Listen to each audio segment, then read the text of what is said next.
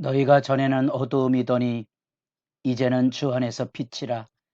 빛의 자녀들처럼 행하라. 빛의 열매는 모든 착함과 의로움과 진실함에 있느니라. 새벽을 깨우는 거룩한 기도자 여러분, 주님의 복되는 정을 기원하며 하나님의 말씀 안에서 지혜를 따라서 세상을 살아가는 일에 복되고 든든하기를 소망합니다. 오늘 본문 말씀은 잠언 이제 31장 1절로부터 9절까지의 말씀, 우리가 보는 르무엘 왕의 잠언이지만 그 어머니의 교훈을 우리가 듣게 됩니다.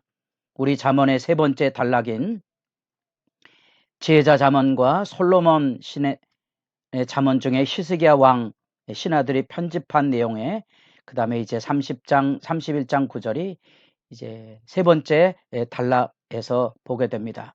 우리는 그 중에 이제 마지막 르무엘 왕의 어머니의 가르침을 우리가 읽고 있습니다. 르무엘 왕이 말씀한 바 곧 그의 어머니가 그를 훈계한 잠언이라.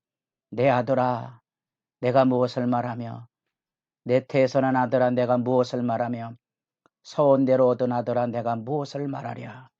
반복되는 이 말 속에 어머니의 그 자녀를 향한, 왕이 된 자녀를 향한 애타는 호소와 어머니와 아들로서 맺어진 이 유대를 통하여서 바르게 하나님 앞에 설 것을 가르치는 교훈의 그 감정의 절박함이 묻어나오는 말씀입니다. 우리는 이 르무엘이 누구인지, 우리가 30장에서 보았던 아군이 누구인지는 잘 모릅니다. 그냥 우리가 읽고 있는 잠언이 솔로몬의 잠언이니까 전체를 아울러서 아마도 솔로몬의 입장에서 어머니가 하는 말을 들었다면 그런 어떤 성경의 문맥적인 배경을 생각하면 도움이 될 것입니다. 그 안에 우리가 잘 아는 대로 솔로몬은 다윗의 아들이지만 다윗의 아내가 공적으로 8명 이상 나타나니까 그런 점에서 보면 왕정 안에 여러 가지 권력 싸움이 있었을 거고 그런 모습을 지켜보았던 어머니의 심정을 이렇게 여러분들을 말씀을 묵상하는 대로 생각해 보면 도움이 될 것인데, 내 아들아, 내 아들아, 내 아들, 내가 태에서 너를 낳았다. 소원대로 얻은 아들이라, 이런 절박한 유대를 가지고 하나님의 말씀을 전하는데 그 내용의 핵심은 우리 사회 안에도 만연돼 있는 주색에 대한 얘기죠. 우리나라는 주색잡기란 말을 쓰지요. 그래서 여자와 술과 그 다음에 노름 이런 것들을 조심하라 그러는데 본문 말씀에 이 말을 하면서 4절에 르무엘아, 포도주를 마시는 것이 왕들에게 마땅하지 아니하고 왕들에게 마땅하지 아니하며 주권자들에게 마땅하지 않다. 그래서 하나님의 계명에 대한 애탐이 그 말 안에 담겨져 있는 거죠. 내가 무엇을 말하랴? 어머니로서의 유대 가운데 들려지는 그 말 중에 마땅한 일, 하나님 앞에서 바로 서야 될 일에 대한 그런 간절함이 들려지고 있는데 그 구체적인 내용은 8절 9절에 나타나고 있는 왕으로서의 도리입니다. 왕으로서의 도리가 뭔고 하니 이 세상에 가난하고 약한 자들의 재판을 돌아보아 주는 거죠. 이런 말씀을 읽으면 여러분들이 솔로몬이 처음 하나님 앞에 왕으로서 1000번제를 드리는 간절함이 있었을 때 하나님께서 솔로몬의 제사를 받으시고 기뻐해서 그를 맞아주셨을 때 내 소원이 무엇이냐고 묻죠. 그 물음 앞에 솔로몬이 하나님 앞에 구한 게 있습니다. 그게 바로 이 공정한 재판을 할 수 있는 지혜를 구했던 거거든요.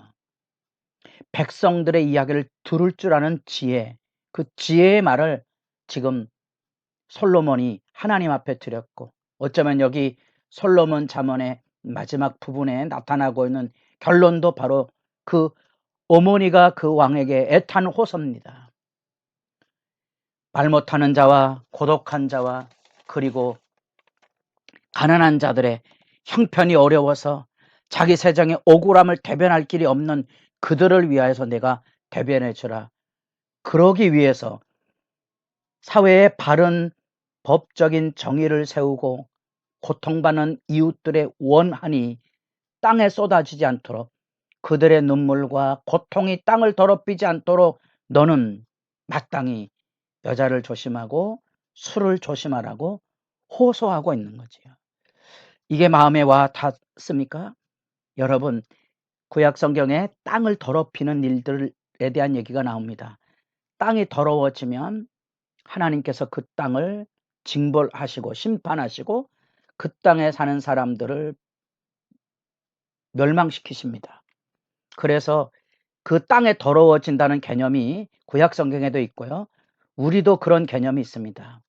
우리가 흔히 억울한 사람들이 죽으면 한 맺힌다 그러죠. 그래서 우리는 그것을 귀신으로 이해하잖아요. 그래서 우리가 살풀이 굿 이런 것들 있지 않습니까?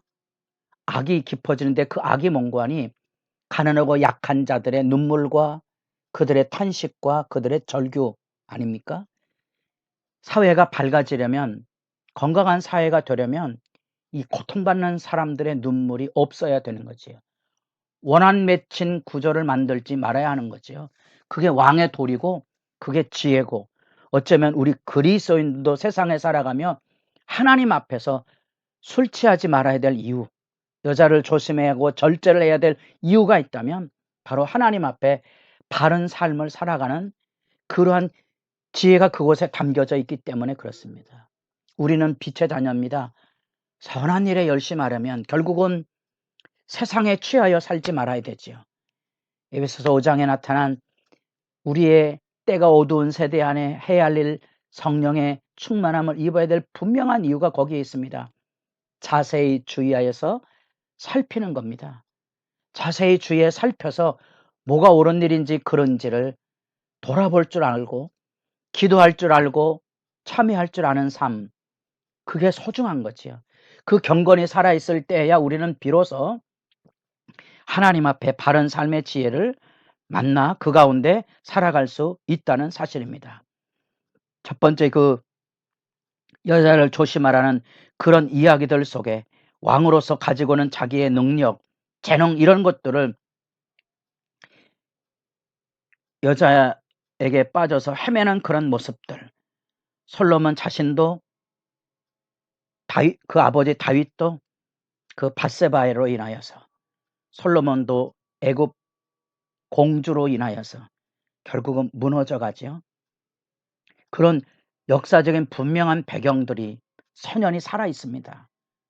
뿐 아니라 바울은 고린도 교회를 향하여서, 방탕한 고린도 교회를 향하여서 우리가 마치 그 말씀을 읽으면 결혼을 부정적으로 이야기한 것처럼 들려지고 있지만 결혼을 부정적으로 이해한 게 아니고요. 방탕한 고린도 교회 상황이 바로 그런 안타까움을 놓았다는 사실들로 이해하셔야 됩니다. 결혼 전에는 주를 위해 살고 주를 기쁘시게 하는 소원이 있었는데 결혼 후에는 이제 주님보다 남편이나 아내를 위해 살아가는 그 안타까움을 그곳에서 호소하고 있고, 혹시 결혼하지 않은 딸이 있다면 임박한 환란이 다가왔으니 그 당대의 고린도 교회 상황이 하나님의 종말의 심판을 초래할 만큼 타락한 시대 배경 속에 있었기 때문에 차라리 결혼하지 않는 것이 낫지 않겠느냐. 물론 결혼을 원한다면 결혼은 시키지만 나와 같기를 원하노라 하는 그 애탐이 바로 그 지혜 안에 있다는 사실입니다. 그런 점에서 우리가 배나도 우리의 선한 사역을 위해서 여기 이 어머니가 이야기해주고 안타까이 호소하는 것처럼 너는 사회에 법적인 정의를 세워서 정의를 판결하고 본분을 다할지니라. 이것이 이제 신명기 1장에도 나오고 신명기 17장에도 나오는 분명한 하나님 앞에서의 왕의 도리의 본분입니다. 하나님의 말씀 앞에 바로 서야 하는 거고요. 그 말씀 앞에 바로 서는 것은 말 못하는 자, 권리를 제한당하고 세상에 버려진 자의 그 억울함들을 풀어줄 줄 알아야 하는 거지요. 그게 사명이고 본분입니다. 그런 점에서 우리는 하나님 앞에서 배우고 익혀야 될 구체적인 지혜의 말씀을 다시 한번 다시 한번 생각하면서 이런 세속의 주색 잡기로 이루어지는 세상의 삶이 파괴적인 에너지로 우리에게 다가온다는 사실입니다. 사실은 우리가 지혜를 얻지 못하게 되면 세상을 살아감으로 하나님이 우리에게 주신 건강한 삶의 지혜와 은총과 능력들을 잃어버려서 그런 것들을 어디다 쏟아놓는 거니 악을 행하는데 쏟아놓는다는 거예요. 마치 우리 자녀들이 이 검적 오락이나 여러 가지 사회 관계망 속에 빠져들면서 사실은 건강하게 대화하고 교제해야 될 정상적인 관계가 무너지는 그런 실태하고 유사하다고 보면 됩니다. 우리가 하나님 앞에 해야 될 삶의 도리를 지혜롭게 감당하는 일이 얼마나 복된 일인지를 살필 필요가 있다는 사실입니다. 우리가 세상의 풍조에 오염이 되면 악을 행하는데 끌려갈 수밖에 없다는 거예요. 왜냐하면 그것이 파괴적인 에너지를 우리에게 끌어가고 있기 때문에 그런 거죠. 선한 일을 할 능력이 없어지는 겁니다. 이렇게 새벽이라도 하나님 앞에 마주서서 자기 삶을 걸음을 멈추고 하나님의 말씀으로 자기를 돌아보는 이 경건의 시간이야말로 하나님의 은혜를 덧입는 소중한 멈춤의 시간이고 성찰의 시간이고 뿐 아니라 하나님을 구하고 찾는 복 있는 시간이라는 겁니다. 배나도 우리의 부름받은 삶의 철무가 무엇인지 우리 그리스도인으로 세상을 살아가면 하나님 앞에서 너희 착한 행실을 세상 사람들에게 비추어서 하나님께 영광을 돌리게 하라. 여러분, 그것이 그리스도인의 본분입니다. 세상이 아무리 힘들고 어려워도 우리 그리스도인들이 해야 될 본분이 있다면 바로 그것입니다. 히브리서 13장에도 들려주고 있는 찬미의 제사, 우리가 흔히 입술의 열매로 표현되고 있는 그 찬미의 찬송의 제사가 무엇인고 하니 히브리서 13장 16절에 오직 선을 행함과 서로 나누어 주기를 잊지 말라. 하나님은 이 같은 제사를 기뻐하시느니라. 하나님이 기뻐하는 제사가 무엇입니까? 바로 선을 행함과 나눠주는 삶이죠. 여러분, 이것은 마음의 여유, 넉넉한 마음에서 우러나는 거고 그건 지혜자들이 할 수 있는 길입니다.